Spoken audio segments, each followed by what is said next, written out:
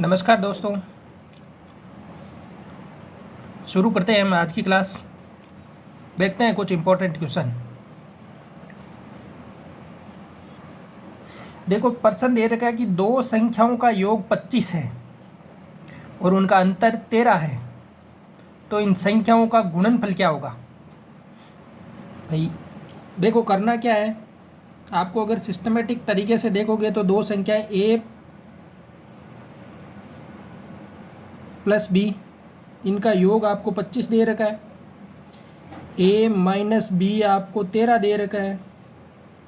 तो यहाँ से देखेंगे, अगर दोनों इक्वेशन को जोड़ोगे तो यहाँ से देखो 2a प्राप्त होगा, क्योंकि b से b कैंसिल हो जाएगा। 2a बराबर कितना होगा, 38। तो यहाँ से आपको a का मान मिलेगा 19। a का मान 19 है, वो a का मान इसमें रख दो। तो यहाँ से रखोगे तो 19 प्लस b इक्वल टू 25। तो यहाँ से b का मान मिलेगा आपको 6। अब प्रश्न में पूछा है कि उनका गुणनफल क्या होगा, तो गुणनफल ए बी होगा, वो होगा 19 इंटू 6। तो 19 को 6 से गुणा करोगे तो 114। तो आंसर क्या आ गया अपना, डी आंसर आ गया 114। ठीक है। अब देखो, अगला सवाल दे रखा है कि 6 लगातार आने वाली संख्याएं, प्राकृत संख्याएं हैं जो 6 लगातार हैं। यदि पहली 3 संख्याओं का योगफल 27 है तो दूसरी 3 संख्याओं का योगफल क्या होगा। देखो, 6 लगातार संख्याएं हैं, तो अपने को पहले तो ये ध्यान रखना है कि पहली 3 संख्याओं का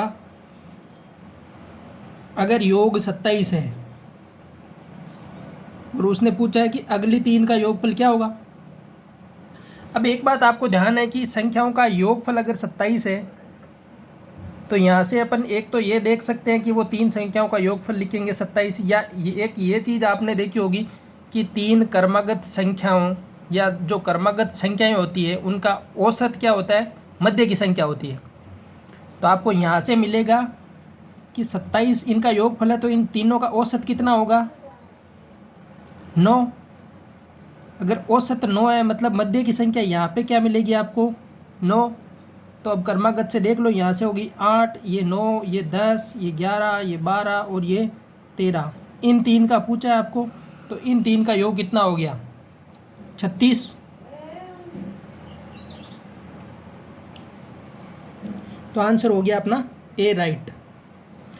अगर ऐसे नहीं तो इसे उसी तरीके से देख सकते हैं कि पहले संख्याएं मानेंगे अपन, क्रमागत संख्याएं माननी है तो उसके लिए अपन मानेंगे x, x plus 1, x plus 2, x plus 3, x plus 4 और x प्लस 5।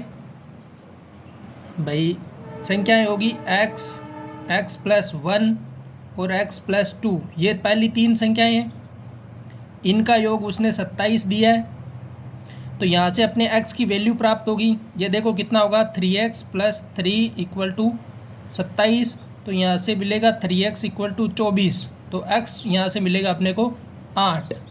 अब यहाँ से x 8 मिला है, तो पहली संख्या होगी अपनी 8, फिर होगी 9, फिर 10, 11, 12 और 13। इनका योग 27 है। अगली 3 का योग अपने से पूछा है, तो ये योग 36 होगा। दोनों तरीके से कर सकते हो।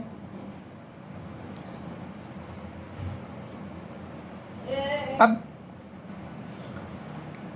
देखो, किसी संख्या को 114 से भाग देने पर शेषफल 21 प्राप्त होता है, तो यदि उसी संख्या को 19 से भाग दिया जाए तो शेषफल क्या प्राप्त होगा। इस प्रकार के सवालों में आपको यही ध्यान रखना है कि जो दूसरी बार दे रखा है, क्या इसका भाग इस संख्या में बराबर जा रहा है जो पहले भाग दे रहे हैं। ये तो है अपना देखना है कि इससे भाग जा रहा है कि नहीं जा रहा। अगर जा रहा है, देखो 19 का भाग 114 में जा रहा है 6 बार, मतलब जो संख्या होगी वो 114 से भाजित होगी, तो वो 119 से भी वो भाजित होगी। तो अब 114 से भाग देने पर 21 शेषफल बचता है, तो 19 का भाग देंगे तो 21 में से देखेंगे तो एक बार जाएगा, 2 शेषफल बचेगा, तो उस संख्या में से भी कितना शेषफल बचेगा, 2 शेषफल बचेगा। ये अपने को सीधा ध्यान रखना है। पहले उस संख्या में भाग दे के देखना है कि जो संख्या से पहले भाग जा रहा था वो संख्या दूसरे वाली संख्या से भाग जाता है तो अपने को सीधा ध्यान रखना है कि जो शेषफल है उसमें ही भाग दे के निकाल लेना है शेषफल। वरना देखो कोई संख्या होगी, उसे मानोगे कि ये संख्या थी, इसे 114 से भाग दिया, किसी संख्या को 114 से आप भाग दोगे तो आपके पास शेषफल क्या आ रहा है, कुछ भागफल वो 114 से गुणा होगी, मतलब उपसंख्या होगी ये x इंटू 114 प्लस 21 संख्या होगी। अब आपको इसमें क्या करना है, 19 का भाग देना है। तो इस संख्या में तो ये बरोबर भाग जाएगा, 19 का भाग 21 में भी जाएगा तो ये एक बार जाएगा और 2 शेषफल बचेगा। तो ये सब ना करके आपको पहले ही देखना, सीधा शेषफल में ही भाग दे देना है और जो शेषफल बचता है वही अपना क्या हो जाएगा, आंसर हो जाएगा।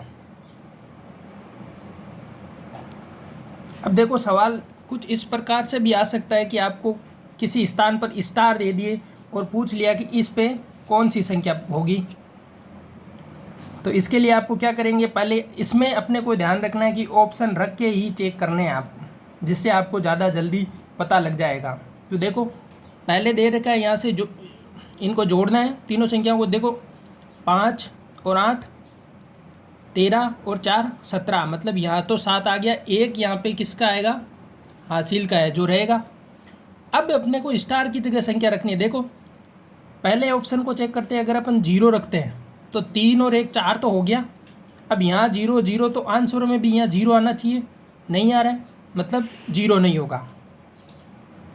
अब 4 को देखो, 3 और 1 4, यहाँ पे भी 4 रखेंगे, 4 और 4 8, और यहाँ पे भी 4 रखेंगे तो क्या होगा 12। 12 से यहाँ 2 मिलेगा अपने को, लेकिन अपने रखा क्या था 4, आना भी 4 चाहिए था, ये भी नहीं आ रहा है, तो अपना दूसरा ऑप्शन भी नहीं है। तीसरा 6 को देखो, 3 और 1 4 और 6 10 और 6 16, तो यहाँ क्या मिलेगा 6 मिलेगा अपने को, तो यहाँ 6 आ जाएगा। फिर 16 से एक हासिल के ऊपर चली जाएंगे। अब अगले में 1 देखेंगे तो देखो 9 9 और 4 13 और 13 और 9 22, मतलब यहाँ पे आंसर क्या मिले अपने को 6 आंसर मिलेगा। इस प्रकार के सवाल में अपने को ऑप्शन रख के ही देखना है। अब देखो आगे के सवाल में देखते हैं, ये दे रखा है x/16 इक्वल टू 196/x, तो x का मान ज्ञात करो। यहाँ से x का मान ज्ञात करने के लिए देखो वज्र गुणन करेंगे अपन, तो यहाँ से ये हो जाएगा और इसको, तो यहाँ से मिलेगा अपने को x into x equal to 16 into 196।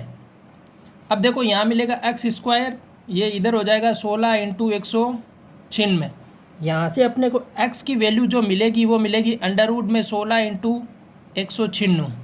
अब देखो 16 का वर्गमूल निकालोगे तो क्या आएगा 4, 196 का वर्गमूल निकालोगे तो क्या आएगा 14, तो 14 को 4 से गुणा करो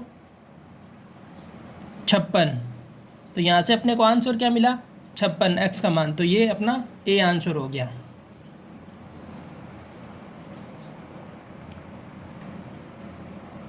अब देखो 9708 में से कम कौन सी संख्या घटाई जाए ताकि यह 9 से विभाजित हो जाए।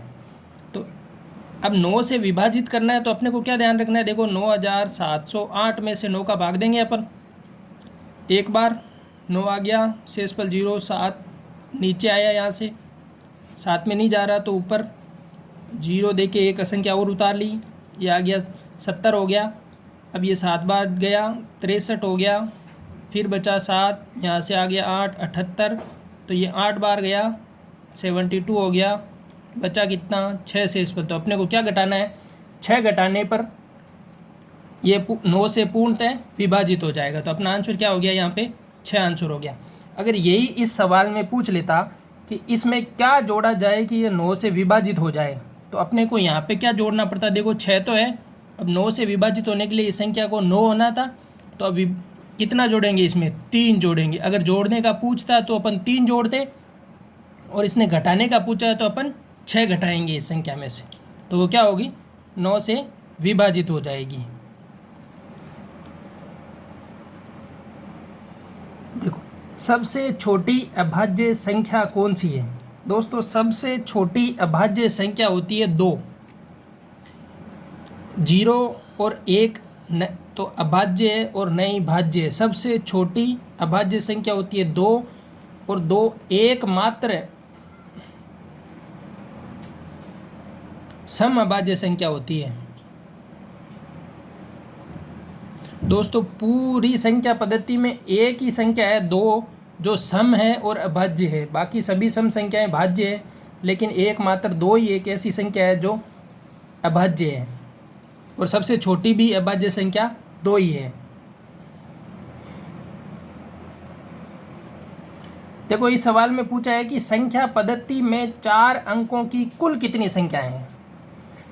तो 4 अंकों की कुल संख्याएं पूछी है इसने। तो देखो सबसे छोटी 4 अंकों की संख्याएं क्या होती है, 1000 जो ये सबसे छोटी है, और सबसे बड़ी 4 अंकों की संख्याएं क्या होती है, 9999।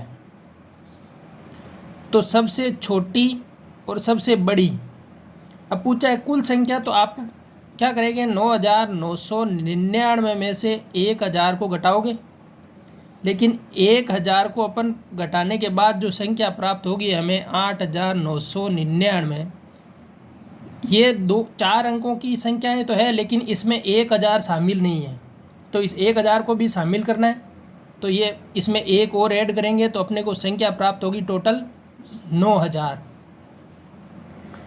दोस्तों इसे सीधा याद रखना और आसान रहेगा, इसमें कन्फ्यूजन रहेगा, कभी ये एक इधर उधर होगा। तो सीधा याद रखना है, जितने अंकों की संख्या पूछी है उससे 1 0 कम लगा देना है 9 के पीछे। जैसे देखो 4 अंकों की पूछी है तो 9 लिख दो, और 4 से 1 0 कम मतलब 3 0, तो 3 0 लगा दो, 9000 हो गई। अगर यही पूछता कि 3 अंकों की कितनी संख्याएं हैं, तो क्या करते, 9 के पीछे 3 में से 1 कम 2 0 मतलब 2 0 लगा देते। 900 संख्याएं हैं जो 3 अंकों की संख्याएं। अगर पूछता 2 अंकों की कितनी संख्याएं हैं, तो 2 अंकों की संख्याएं निकालने के लिए 9 के पीछे 2 में से 1 कम कितने, 90 संख्याएं हैं जो 2 अंकों की संख्याएं हैं। अगर 5 अंकों की संख्याएं पूछता तो क्या करते हैं, 9 में से पीछे अब 5 है तो 0 कितने लगाओगे, 4, तो ये 4 0 लगा दो। 5 अंकों की 90,000 संख्याएं हैं। 6 अंकों की पूछे तो 9 लाख हो गई भाई। 6 के अब 9 के पीछे कितने 0, 5 0, मतलब जितनी अंकों की संख्याएं पूछी जाती है उससे 1 कम 0 9 के पीछे लगा देना है। ठीक है। अगर दोस्तों वीडियो अच्छा लगा है तो अपने दोस्तों को शेयर कर दो। चैनल पर अगर आप नए हो तो हमारा चैनल सब्सक्राइब कर लो। डेली यहाँ पे क्वेश्चन मिलेंगे आपको, और गणित में जितने क्वेश्चन आप सॉल्व करोगे उतना ही आपकी गणित अच्छी होगी। धन्यवाद।